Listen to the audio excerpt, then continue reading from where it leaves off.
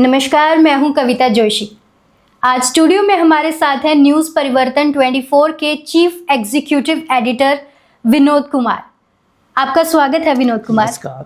तो चलिए अब करते हैं विनोद कुमार से सिलसिला शुरू सवाल जवाब का पंजाब के ज्वलंत मुद्दों पर। दोस्तों, जैसा कि आप जानते हैं कि पंजाब में आम आदमी पार्टी की सरकार सत्ता में आई थी एक बहुत बड़ी मेजॉरिटी के साथ।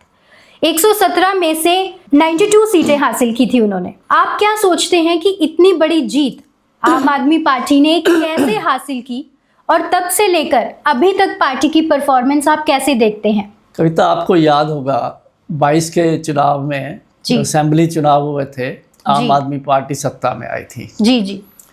आम आदमी पार्टी को क्योंकि नई पार्टी थी, पंजाब के लिए तो बिल्कुल नई थी। जी बिल्कुल। तो दिल्ली एक स्टेट थी जहां उनकी सरकार थी, उनकी परफॉर्मेंस से जज किया गया कुछ, और कुछ कांग्रेस के शासन से लोग थोड़ा उकता चुके थे। हाँ जी। करप्शन तब भी थी जी, ये नहीं कह सकते, इसको रूल आउट नहीं कर सकते कि कांग्रेस या उससे पहले अकाली दल में करप्शन नहीं थी। हाँ जी। ये करप्शन एक लाइफ का पार्ट बन गया जी। तो आम आदमी पार्टी सत्ता में इस तरीके से आई कि लोग कांग्रेस से दुखी थे जी। आम आदमी पार्टी को इतना नहीं जानते थे उनकी परफॉर्मेंस के बारे में। हाँ दिल्ली एक था कि वहाँ क्या किया उन्होंने, वो एक बिल्कुल था जी। करप्शन जो है अब भी है, बहुत ज़्यादा है। आप किसी भी डिपार्टमेंट में चले जाइए, आपका कोई काम जो आपका राइट है वो मिलना चाहिए, वो आपका काम नहीं होता। हाँ जी। नगर काउंसिल ले लो, इलेक्ट्रिसिटी बोर्ड ले लो, किसी भी डिपार्टमेंट में माफ़ कीजिए। और सबसे बड़ी जो करप्शन का वो है वो तहसील ऑफिस जी, जहाँ टाइटल ट्रांसफ़र रजिस्ट्री जिसे हम बोलते हैं वो होती हैं। 23 में एक सर्वे हुआ था कि पंजाब में, उसमें रिपोर्ट थी कि सबसे ज़्यादा करप्शन किस डिपार्टमेंट में है। हाँ जी। तो रेवेन्यू डिपार्टमेंट के बारे में तब भी कहा गया था कि इसमें सबसे ज़्यादा करप्शन है। लेकिन अब कई चीज़ें और देखेंगे, कई डिपार्टमेंट और देखेंगे, जैसे कि नगर काउंसिल है, तो इनमें करप्शन इतनी ज़्यादा हो गई है। और कहीं कहीं तो डिपार्टमेंट तो लगभग सभी में करप्शन है। लेकिन 4 डिपार्टमेंट अगर हम देखें कि एक एमई ब्रांच जिसके पास रोड्स, बिल्डिंग्स, ये सब काम है जी। और उसके बाद आप एक सैनिटरी विभाग, उसके बाद आप एनओसी, मैप अप्रूवल जी। ऐसे 3-4 महकमे जो बहुत ही ज़्यादा बदनाम है। कई जगह तो खुद आम आदमी पार्टी के वर्कर्स ने धरने दिए जी। धरने में क्या कहा गया कि तहसीलदार का रेट ज़्यादा है। अब लोग करप्शन को मान रहे हैं, करप्शन है, आम आदमी पार्टी के लोग खुद ही जी। लेकिन उनका कहना है कि रेट ज़्यादा है। बिल्कुल। और करप्शन इतनी बढ़ चुकी है इस समय कि आम इंसान परेशान है। आम व्यक्ति, जिस नाम से पार्टी सत्ता में आई थी, आम आदमी पार्टी कह के, हाँ और झाड़ू रखा था उन्होंने, एक सिंबल अपना कि हम झाड़ू फेरेंगे, सफाई करेंगे। बिल्कुल बिल्कुल। आज शायद ज़रूरत है इनको अपनी सफाई की। बिल्कुल सही कहा आपने।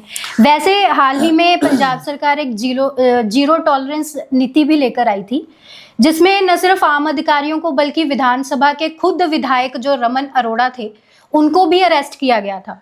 तो क्या हम मान सकते हैं कि पंजाब सरकार की जो ये जीरो टॉलरेंस की नीति है वो प्रभावी साबित हुई है? आपका ध्यान दिलाता हूं मैं कि जब आम आदमी पार्टी जीती थी, अभी सरकार बननी थी जी। तो भगवंत मान जो अब मुख्यमंत्री हैं, उन्होंने कहा था, जनता का धन्यवाद किया और कहा कि आपने अपनी जिम्मेदारी पूरी की है। हाँ जी। अब आगे जिम्मेदारी हमारी है जी। मुद्दा करप्शन का था। साथ ही ये कहा गया कि मैं जो है पंजाब का लुटा हुआ एक एक पैसा वापस खजाने में लाऊंगा। हाँ जी बिल्कुल। तो रमन अरोड़ा तो अभी की बात है।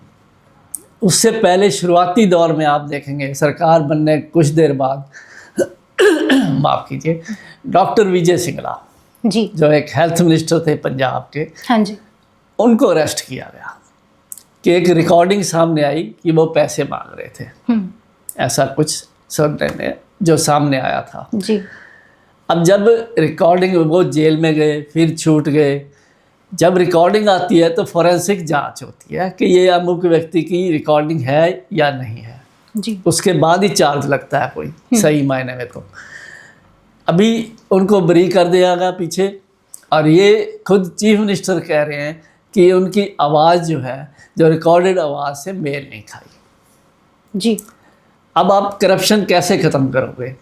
अभी रमन अरोड़ा का किस्सा आप बता रहे खुद, वो है पंजाब से लूटा हुआ खजाना, तो वापस जो लूटा हुआ पैसा खजाने में वापस तो क्या आना था, उल्टा इतना पैसा, मैन पावर, वर्क आवर्स इतने खर्च दिए कि पकड़े गए लोग, दर्ज किया गया, FIR दर्ज की गई, आंकड़े डालते रहे, एडवर्टाइजमेंट करते रहे कि इतने लोग पकड़े गए भ्रष्टाचार में, इतने लोग जेल में हैं, लेकिन आज लगभग सारे बाहर जमानत पे हैं या अदालतों द्वारा बरी हो चुके हैं।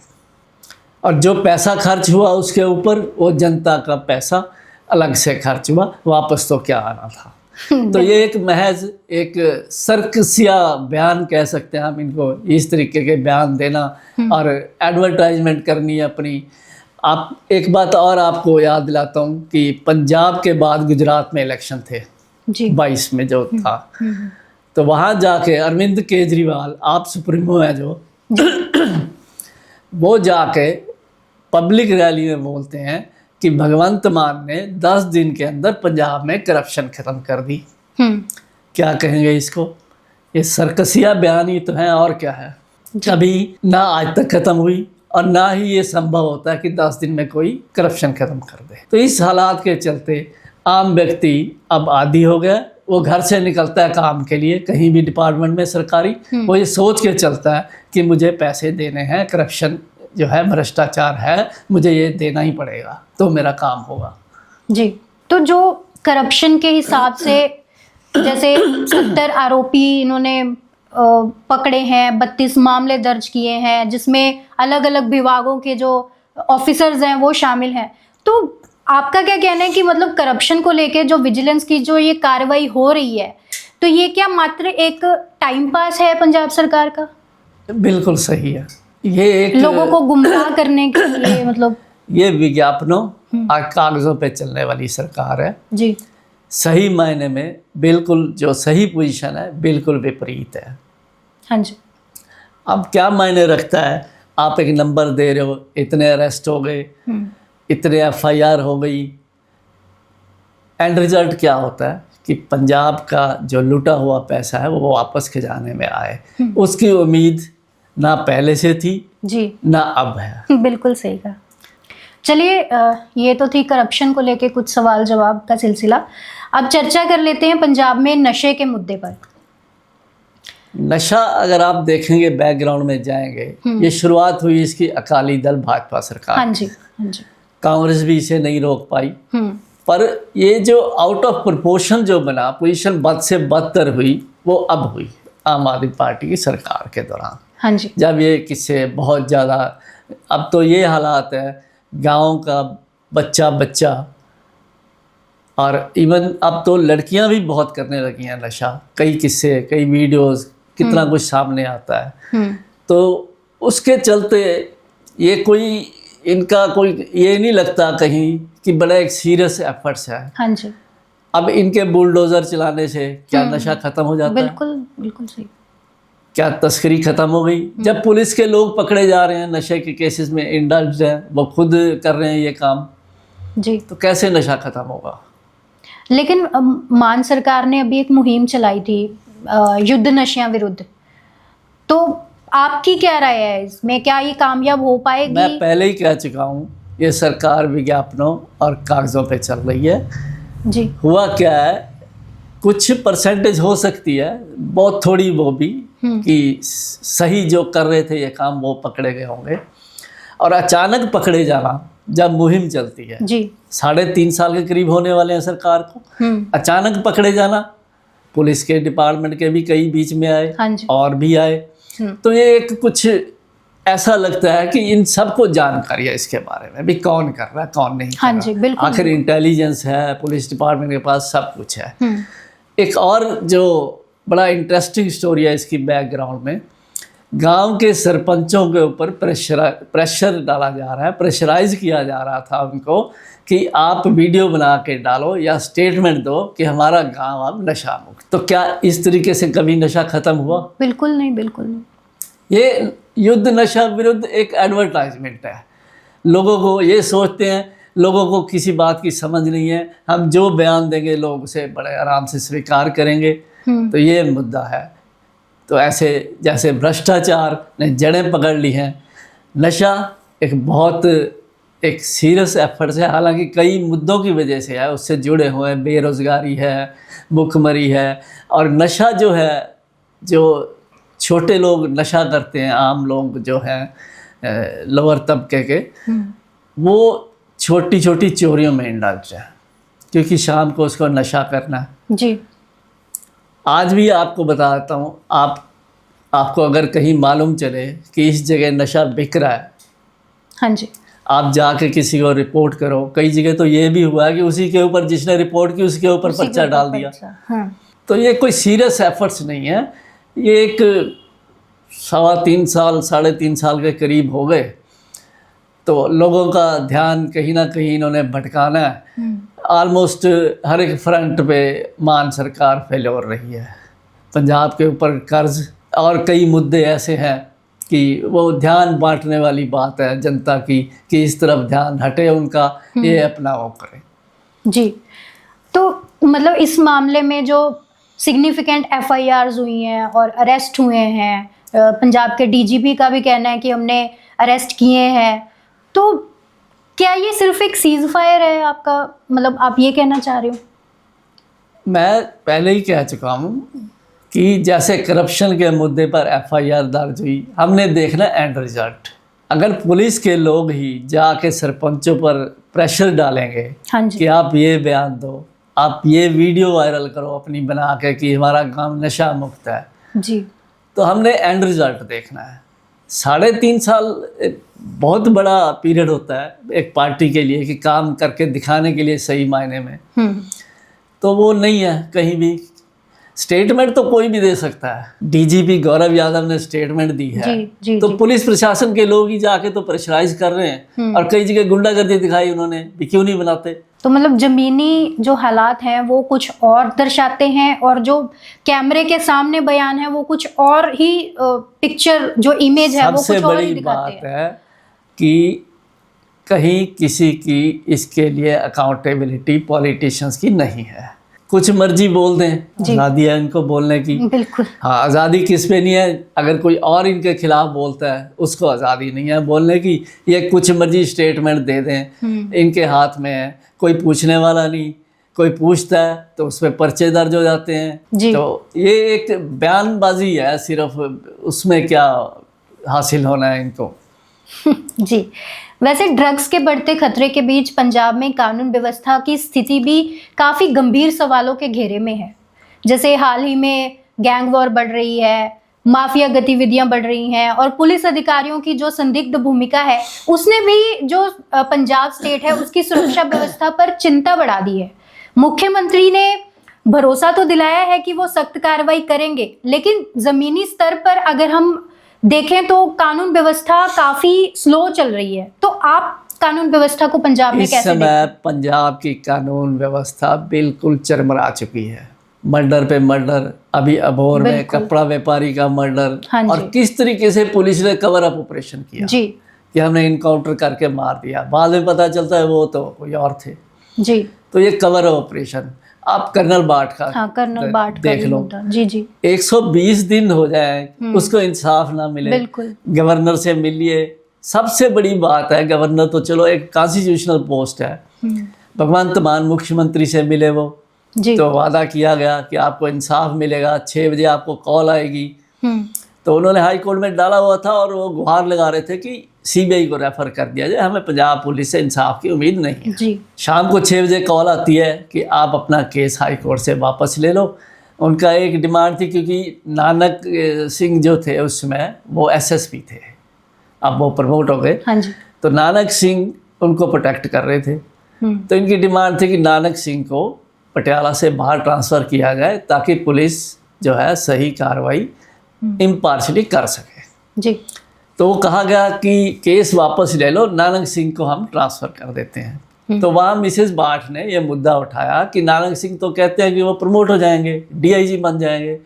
तो भगवंत मान ने उसी अपनी जो स्टाइल है उनका बात करने का, उसी लहजे में कहा कि इस तरह किस तरह प्रमोशन ले जाएगा। और थोड़े दिन बाद वो डीआईजी बन जाता है और उसको पटियाला रेंज मिल जाती है, पटियाला उसका हेडक्वार्टर बन जाता है। अब एक मुख्यमंत्री जो पंजाब का मालिक है ना, चीफ एग्जीक्यूटिव ऑफिसर है पंजाब का, हाँ जी, तो वो ऐसी स्टेटमेंट दे, और जिसने प्रॉमिस किया कि पंजाब की आप लड़की हो, बेटी हो पंजाब की, आपको इंसाफ मिलेगा जी। कल वो हरपाल चीमा फाइनेंस मिनिस्टर हैं जो, जी जी, वो सीबीआई को रेफर हो गया। आप केस कल बड़ा दर्द लग रहा था उनके कि ये इनको सूट नहीं, वो नहीं किया, मतलब संतुष्ट नहीं थे ये पंजाब की इंक्वायरी से, चंडीगढ़ पुलिस की इंक्वायरी से। हम देख रहे हैं कि सीबीआई से कैसे रुक सकता है ये। एक्चुअली क्या है, सीबीआई को एक स्टेट से परमिशन लेनी होती है ब्लैंकेट पहले, कि नहीं तो उनको पहले परमिशन लेके फिर स्टेट में एंटर करना होता है। तो उस हिसाब से वो होता है। तो पंजाब ने पहले दी हुई थी, वो ब्लैंकेट परमिशन थी शुरुआती दौर में। 2 बार होता है ये परमिशन का। पहली बार में ब्लैंकेट परमिशन मिल गई तो बाद में इन्होंने वापस ले ली। हाँ जी। या कांग्रेस की सरकार थी या आम आदमी पार्टी के शुरुआती दिन थे, दोनों में से किसी ने वापस ले ली वो जी। तो इसलिए जो पहले स्टेट गवर्नमेंट से परमिशन लेनी पड़ती है। तो उस मुद्दे को लेकर हरपाल चीमा चिल्ला रहे थे, दर्द लग रहा था उनका, हम उस मुद्दे को देख रहे हैं कि कैसे ये ना हो। पंजाब से इंसाफ नहीं मिल रहा, पंजाब पुलिस से, पंजाब के मुख्यमंत्री से इंसाफ नहीं मिला, आपको चंडीगढ़ एडमिनिस्ट्रेशन से इंसाफ नहीं मिला, बल्कि एक 307 होती है धारा जी, जो अटेम्प्ट टू मर्डर है शायद। हाँ जी। तो वो हटा दी गई। 307 है, 370 है, मैं क्यों इतना ज़्यादा उसमें नहीं वो है मेरा, तो वो धारा हटा दी गई जी। जिसके लिए वो क्या कंसिक्वेंसेस है उसके, कि पहले ये था जो जुर्म जो धारा लगाई गई थी उसमें नॉन बेलेबल है, उसके हटने से वो बेलेबल हो गया, यानी कि एफआईआर को कमज़ोर करने की कोशिश की गई। तो कर्नल बाठ के मुद्दे से पहले एक वो होता है, इनकाउंटर करके आते हैं पुलिस। जिस दिन कर्नल बाठ के साथ पिटाई हुई, उनके बेटे के साथ भी, उस दिन भी वो कहीं इनकाउंटर करके आ रहे थे। आज वो दोनों मुद्दे जो हैं वो हाई कोर्ट में हैं कि ये तो गलत इनकाउंटर है। अब तीसरा ये अबोर का होगा, अरोड़ा वाला, वो भी इनकाउंटर ऐसे हुआ। असल में क्या है कि लोग ऑर्गेनाइज नहीं है, आम आदमी ऑर्गेनाइज नहीं है जी। वो जो नीचे का वो तबका है, लोअर मिडिल क्लास और उससे नीचे, वो रोजी रोटी के लिए लड़ रहा है। मिडिल क्लास ऑर्गेनाइज नहीं है, हाई मिडिल क्लास या अपवर्ड को इन चीज़ों की ज़रूरत नहीं है। बिल्कुल। तो ये मुद्दे तो ऐसे ही, लॉ एंड ऑर्डर तो कुल मिला के लॉ एंड ऑर्डर जो फ्लॉप है बिल्कुल चरमरा चुकी है इसमें।